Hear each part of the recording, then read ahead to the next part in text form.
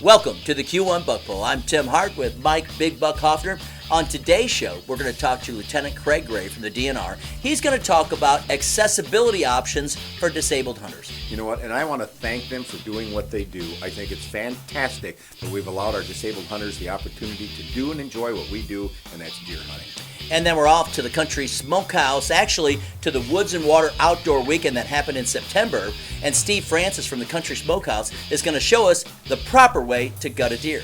I want him to do it right because I intend on eating it. Yeah. Well, you don't want the meat spoiled. Exactly. You don't want the stink, the mess, and there's a lot of people that cause problems when they're gutting their deer out in the field. Yeah, and they panic because they don't know what to do. So if you really don't know what to do, bring an experienced person with you that can show you how to get it done. Take your cell phone. Hello, I need somebody to gut my deer. Exactly. I've done it before. I know, yeah. All right, we have Tony LaPratte with us too, and he's going to talk about food plots, not just the planning side of things, but what the deer are going to be looking for as we get into the winter months. Yeah, you know, and that is really an important point because a lot of people think when we talk about food plots, just getting it ready for the hunting season. But if you want those deer to grow and get bigger, it's a year-round activity, and you got to plant proper food plots. And one of our sponsors on the show, Dan Hoffman from Trophy Class Real Estate. He's got a little bit of a property to feature on his commercial this week, and he's going to have a lot of properties throughout the year. So if you're looking for hunting land, Dan's the man. Listen and learn. All right, stay with us. We got all that and more right here on the Q1 Buck Bowl. Firekeepers Casino and Hotel present the Q1 Buck Bowl.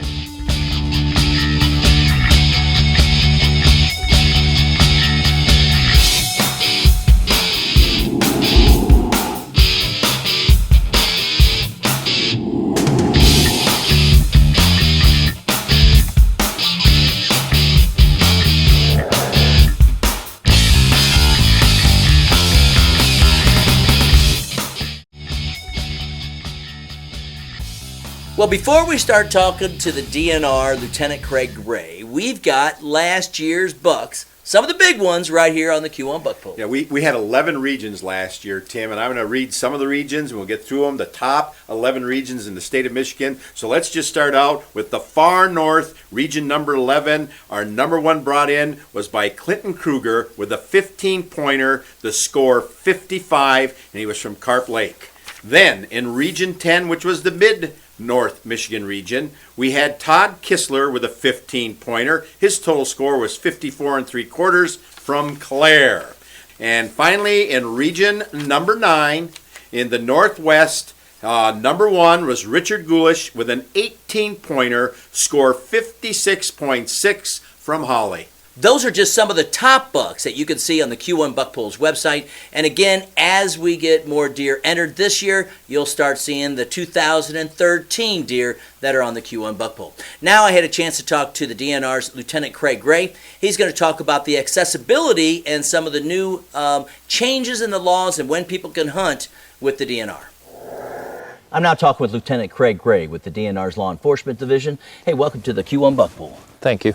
Now, for several years, you've had hunts set up for hunters that have disabilities. Why is that important with the DNR? Well, it's important to get people out into the woods that need a little bit of help, need a little bit of encouragement. It may be a shoulder injury. It may be that through life's happenstance, they've ended up in a wheelchair for some reason. So it gets them back into a tradition that's important to them and gets them outside and enjoying the outdoors and maybe putting a little meat in the freezer. There you go. And having some fun, enjoying the great outdoors like you're talking about.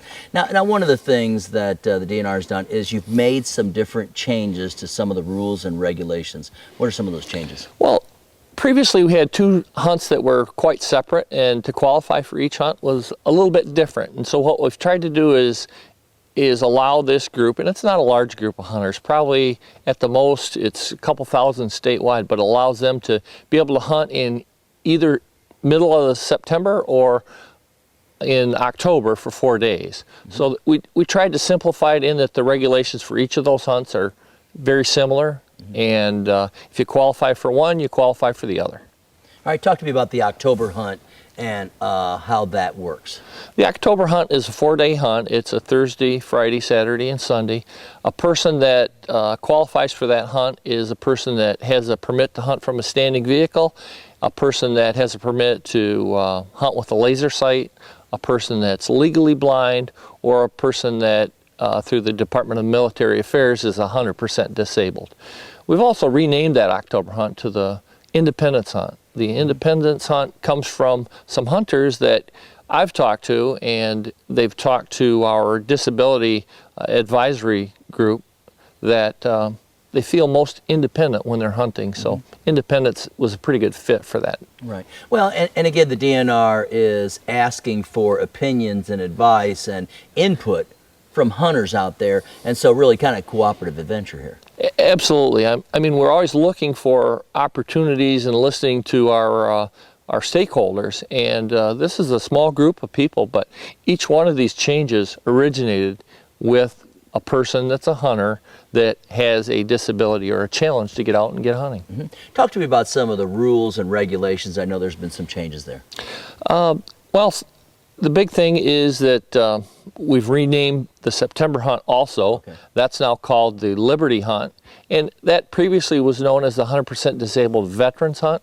And the idea behind it is that military veterans that have 100% disability by the Department of Military Affairs are able to hunt in that season. And to be more respectful, it was renamed to the Liberty Hunt.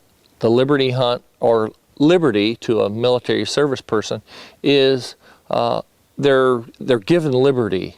It doesn't count against their annual leave. It doesn't count against their paycheck. They're able to take off and just go do something. So for some of our veterans that were advising us on this, liberty meant a lot to them. We're out at Maple River right now, and really very accessible with the stone road here, or pathway, a great little shooting blind, and you have these all over the place within this area, don't you? We do. Here at the Maple River State Game Area, we have some areas that are a little bit more developed for people that need a little extra help, a person in a wheelchair, a person that can't walk readily on uneven ground. We've got some crushed stone down, we've got some cement pads overlooking some areas where there's game trails in the area. Prime deer habitat where we're at here. This blind behind us, there's no threshold getting into it. It's got a cement floor in it. It's got a 4-foot door. The windows, the shooting windows, are lower so that a person that's in a wheelchair, or they can set in there and they're able to manipulate whatever type of adaptive equipment they have to be able to hunt. Now, you talk about the pads that are out there, and I can just put my pop-up blind out. You talk about, these type of blinds here, the permanent ones. Do I have to have a reservation? Do I need to call in? First come, first serve. Here at Maple River State Game Area, it's first come, first serve. We've got some blinds in the state, though, that are reservation. They're reserved for people with disabilities. And so you want to call ahead and make arrangements, check into it. Call a local DNR office, the parks office, wherever that is, and give them a call and just check and see what the regs are for that area. Is there anything else that we might want to talk about or let viewers know when it comes to the disabled hunt, to the veterans hunt, that we haven't covered? Well, probably a big change for me, and I grew up with the idea that state land is sacred. It's a special place. We have the luxury in this state of just under 4 million acres of state-owned land. In the October hunt, people that qualified for that's limited to private land only, and by allowing that group of hunters, and it's mainly people that have a permit to hunt from a standing vehicle, to hunt in September, the September hunt is open to public and private land. So you may have land right in your own backyard, now you're able to hunt on it, that state-owned land, that publicly owned land. So. And as we talk about the September hunt and the October hunt, this is really kind of permanent, I won't say law, but regulation that this is going to continue on for years to come, which is why we're talking about it now. That's right. The plan is that this will continue on. If we hear from hunters that, maybe there's a little tweaking here and there, we'll listen to them. All right, great to have you with us here. Thank you. Lieutenant Craig Gray with the DNR's Law Enforcement Division. I'm Tim Hart, and you're watching the Q1 Buckle.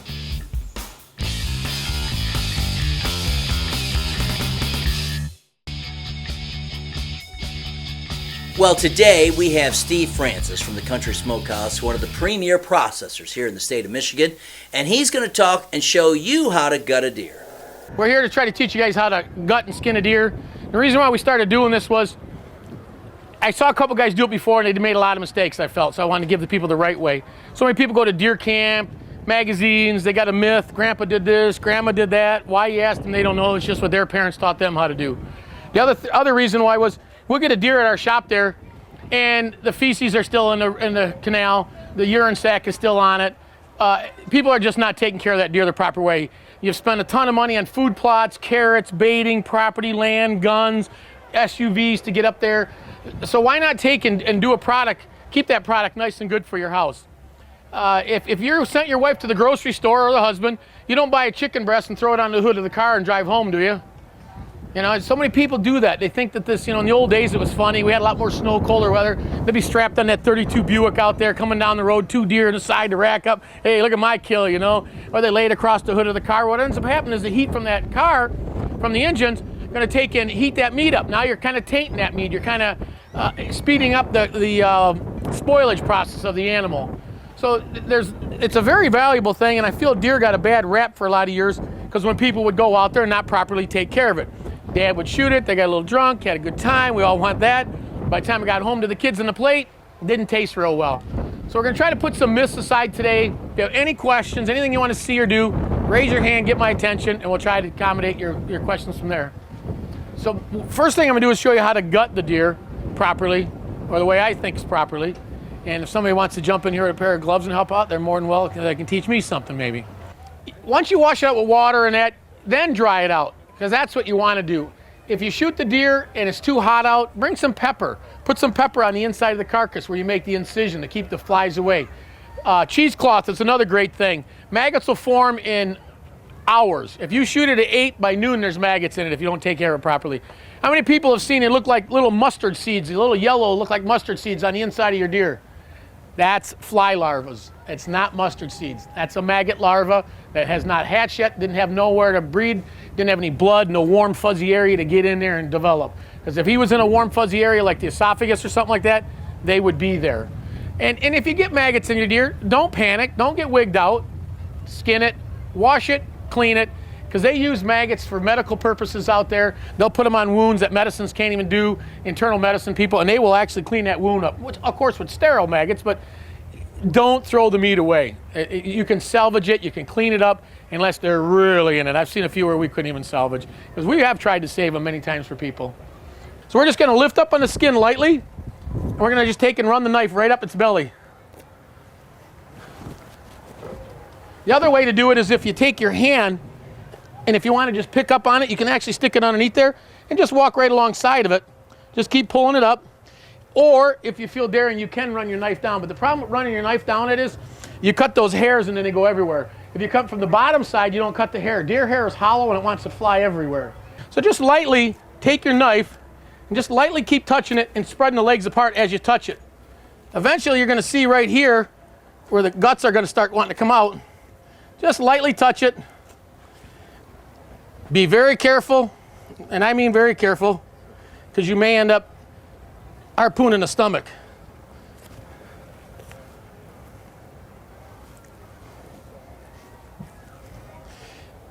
The closer you can make your incision to the back, the safer you're going to be. You can actually take and cut that brisket bone. I'm going to show you that right now, because there's a piece of cartilage down the center of that bone. Ready?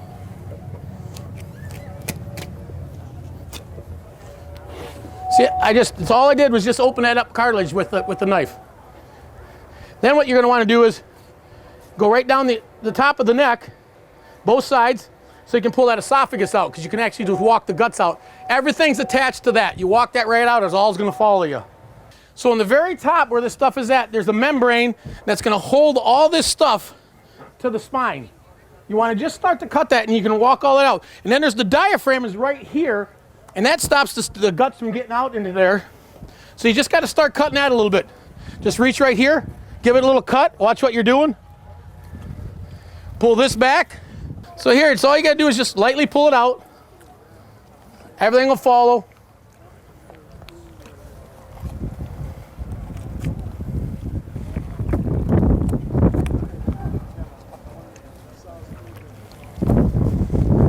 See, it's all I'm doing is just walking them right out. And if you're doing it on the ground, it works out real well too, like that.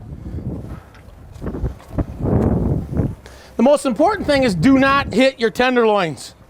We see a lot of deer that come in, they're all done like that. Everybody hits their tenderloins for some reason. I don't know if there's a lot of blood in there and they just can't see what they're doing. So anyways, you're gonna do the same thing here as I did in the back. Just lightly take the knife, go right up underneath the hide. Go right up into the armpit here. And you can cross over, but you really don't need to. And the reason why we do this is it's easier when you get done skinning it here to get to that point. Now I'm gonna let Steven take over because he's up higher there for you, and I'll kind of talk while he's going through it. You can either A, catch the flank. He's gonna show you on this side where the flank is, and we're gonna deliberately rip the other side so you can see really the difference between the two of them. And I wouldn't get too upset if you rip the flank because there's really no value there meat-wise. It's such a thin piece of meat. And it starts right at the hind quarter. You'll see a little piece of red meat just start there. So if you take your knife and you just touch this hide all the way down to here, you won't even need to use the knife. When the deer's hanging on a rail like that, I can skin 25 deer an hour by myself. It's very easy to do. It's a lot easier if they're not rubbery and fresh like this. How many people think you should skin your deer right away to get the wild taste out of it? Everybody tells me you want to get that hide off, get the heat out of it, get this stuff taken care of. Me, I'd rather see you leave the hide on it. Because the hide is designed, the hollow hair, it keeps the deer cool in the summer and warm in the winter. So if what's that? That's all right. And he's just pulling it off like a pair of socks. He's just going to pull that right off. It'll be real easy. So and the reason why I like to see you do that is the meat doesn't get dirty, number one. There is no fact that says taking the hide off instantly is going to make it better. If you got a cooler to put it in, yeah, you could do that. But if you're going to age it, then you kind of hurt yourself because now you're going to dry the meat out. We'd like to thank Steve Francis from the Country Smokehouse for doing that demonstration. He had a big crowd. It was an awesome day. And, if you do it right, then the processor can really create some fabulous venison for you. Well, you know what, Tim?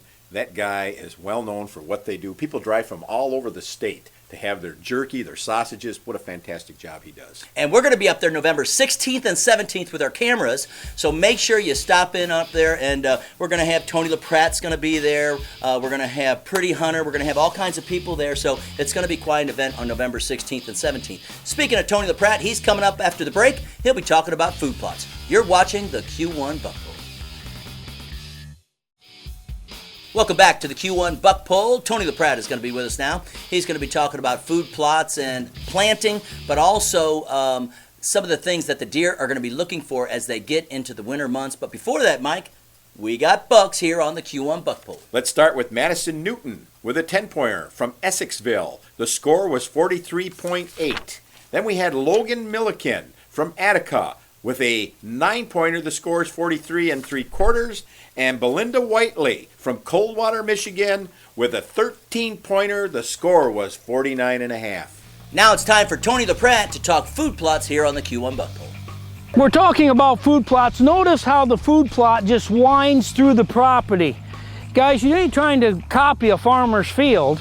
You're trying to make it blend in with the natural surroundings. So I follow the lay of the land and make it curve and follow the different patterns that are already natural on the property. This makes the deer feel safer, calmer when they're using these type of food plots. We planted this in August, and now look at what we got from our hard work. We have got a food plot that the deer are just gonna love. They are gonna start hitting it. They're already nibbling on the ends, and pretty soon they're gonna be in here hitting it hard when it gets a little colder. They're going to dig through the snow, and we'll probably end up showing you how they hit this in late winter. This is going to be a magnet for this property and for my hunting success.